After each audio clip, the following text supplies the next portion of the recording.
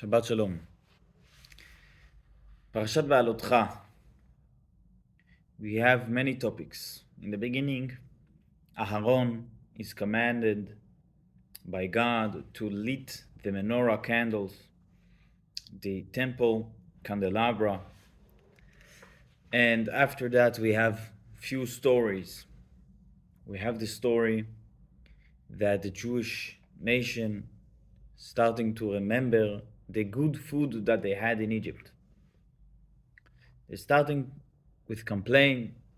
We don't have some specific food that we want. What you don't want, you have the man. The tradition by our sages is that the man had all kinds of tastes inside the man. So how can they complain that they don't have food? And the explanation by the sages is that there is some food that they are not healthy.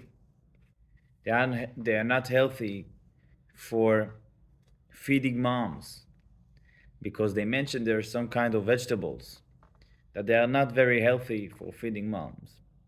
That's why they didn't have the taste in the food. And the Jewish people wanted this kind of food that they ate in Egypt. This story led to Moshe complaining to God very strongly. How would I have food to this nation in the desert? And he said to God, if this kind of the mission that I need to do to bring food in a place that doesn't have food, please take my soul from me. And this is very interesting. And God commanding Moshe to share from his wisdom, from his energy, from his holiness, from his spirit, to the 70 elderly chosen from each tribe. And this led to another story. The two prophets start saying prophets.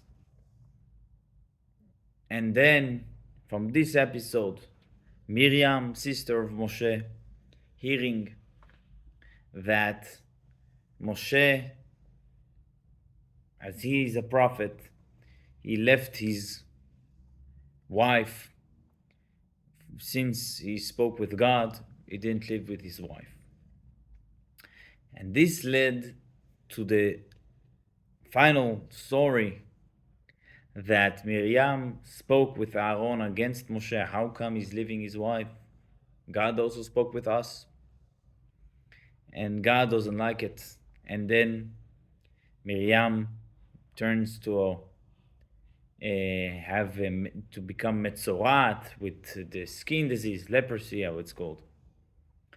And the nation waited for Miryam to become healthy 7 days. And Moshe prayed for her health. And from this prayer, we're learning some customs about prayer. So, this is few topics in our parasha that they are led and connected with each other. The Jewish people complaining about the man, Moshe complaining that it's hard for him to lead this nation alone, and God sharing his holiness among few more of the elderly, and they starting to have spirits of holiness, and they start saying prophecies. And then Miryam hearing that the prophets and Moshe the prophet left his wife, and from that because of that she's speaking to Aaron, and then she become sick with this disease. There is many interesting topic in those points, many interesting ideas. First of all, we will ask the question about the taste of the food that we mentioned earlier. Why Jewish people complain? They had all kinds of tastes in the man. And as we said, the answer by the tradition that Rashi also bring, that there is some people, in our case, feeding moms that they cannot eat this food because it's not healthy for them. And now raise the question, why all the Jewish nation need to suffer from this, not to eat this food? If it's not healthy for them, so they should not have it. Why we, the rest, should also not have it? This is a question about this episode. And the answer for that is that here the Torah teaches us about the importance of a one Jew. If one Jew is part of our nation and is one of us, so we all connected with each other. All the Jews are connected. The man was holy food. The blessing of the man was Hamotzi lechem min hashamayim. The same blessing that we're doing for bread, that God gave us bread from earth. So they said blessing on the man, that God gave us the man from the bread of heavens. It was holy food. And then it means that it's representing the holiness of the Jewish nation. And the Jewish nation is holy when he is complete, that every Jew is counted for. And when he's united and one. That's why when one Jew is not healthy for him, so the man will not have it. This is from one side. If we will ask another question about the second story with Miryam. Miryam spoke against Moshe. Why Miryam did it? Why Miryam asked questions about Moshe? She didn't believe in Moshe that he's doing the right thing. I will said another very interesting point. In Shacharit prayer every day after the morning prayer, there is customary to say 6 things that the Torah mentioned that we need to remember. To remember the fight with Amalek nation, to remember the Shabbat, to remember going out of Egypt, to remember a few things. One of the 6 things to remember is the story of Miryam. Why we need to remember the story of Miryam? The story of Miryam was a specific sin that she did. She spoke bad words. Why we need to remember the story? Why we need to remember her sin? It's not nice, it's not respectful. And the Torah said that the Jewish nation had so much respect for Miryam because all the nation waited 7 days for her to become healthy again. And when we every day remembering this story that she spoke against Moshe, why we need to do it? So, in short, I said this answer few times. So I say this answer in short. But all the times that the Torah mentioned Miryam is connected to one. I would say in short, Miryam is mentioned standing by the water when Moshe, the baby Moshe is in the casket in the Nile River, when his mother saving him from the soldiers. So Miryam standing, looking on the waters. After that, Miryam also before that, she was convincing her mother and father to get married, to remarry each other, and to have more kids. And Miryam is dancing by the splitting of the sea with all the women. The Torah said explicitly that it was Miryam. And the water in the desert came from the well of Miryam.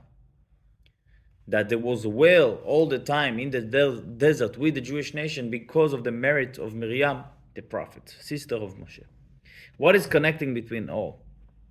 Waters and family. What is the connection between water and family? Of course, the connection is very strong because the Jewish family is based on the mikveh, on the purity of the family, that is dependent on kosher place to be, to have the possibility to go to the mikveh, to bathe in the mikveh. And that was the well of Miryam was not only for drinking, but also for purity. And the splitting of the sea was the mikveh, and she was the woman that helping the Torah mentioned about two women that they were responsible for all the births in Egypt. One of them was Miriam, and she convinced her mother to get married, and she looked at Moshe in the water. It's also connected to mikveh, and she spoke against Moshe what? Leaving his wife. Why? Because for Miriam was one mission. The mission was that Jewish houses would be built and the Jewish nation will grow and grow. When the Jewish nation is growing, so all the Jewish nation have another member that can carry out God's mission. And good Jewish homes that getting bigger is privilege of all the nation. That's why, even though she understood that everything that Moshe did is very, very true and very important, but she risked her health, risked her position to speak with Aaron. Maybe we can convince Moshe to remarry his wife, because then the Jewish nation will grow and the family of Moshe will grow. She understood the risks, but she did it because that was her life mission. And that's why the Rebbe telling us we need to remember the story of Miriam. We're not remembering how she got punished. We're remembering how strong you should be dedicated to Jewish purity and Jewish house.